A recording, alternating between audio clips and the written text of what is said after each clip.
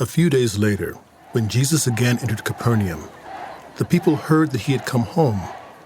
They gathered in such large numbers that there was no room left, not even outside the door. And he preached the word to them. Some men came, bringing to him a paralyzed man, carried by 4 of them.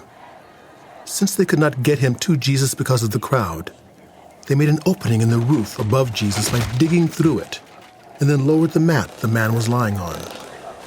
When Jesus saw their faith, he said to the paralyzed man, "Son, your sins, your sins are forgiven."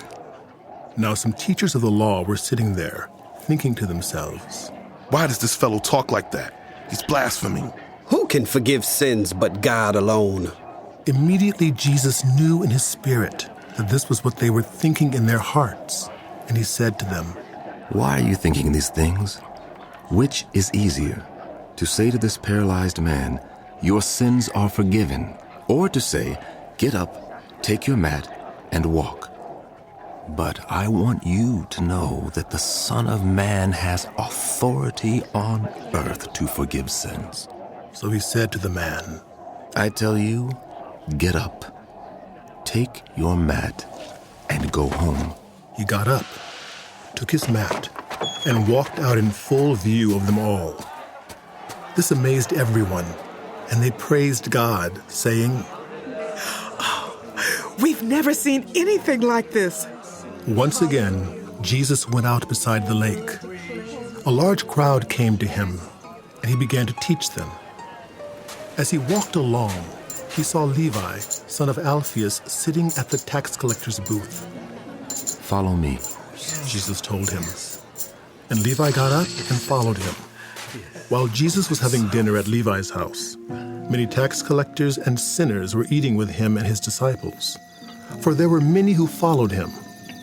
When the teachers of the law, who were Pharisees, saw him eating with the sinners and tax collectors, they asked his disciples, "Why does he eat with tax collectors and sinners?" On hearing this, Jesus said to them, "It is not the healthy who need a doctor, but the sick. I have not come to call the righteous, but sinners." Now John's disciples and the Pharisees were fasting. Some people came and asked Jesus, "How is it that John's disciples and the disciples of the Pharisees are fasting, but yours are not?" Jesus answered, "How can the guests of the bridegroom fast while he is with them? They cannot, so long as they have him with them.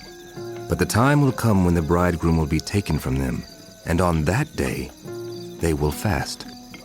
No one sews a patch of unshrunk cloth on an old garment. If they do, the new piece will pull away from the old, making the tear worse. And people do not pour new wine into old wineskins. If they do, the wine will burst the skins, and both the wine and the wineskins will be ruined. No, they pour new wine into new wineskins." One Sabbath, Jesus was going through the grain fields, and as his disciples walked along, they began to pick some heads of grain. The Pharisees said to him, "Look, why are they doing what is unlawful on the Sabbath?" He answered, "Have you never read what David did when he and his companions were hungry and in need?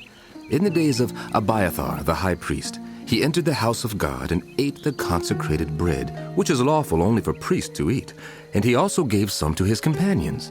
Then he said to them, "The Sabbath was made for people, not people for the Sabbath. So, the Son of Man is Lord even of the Sabbath."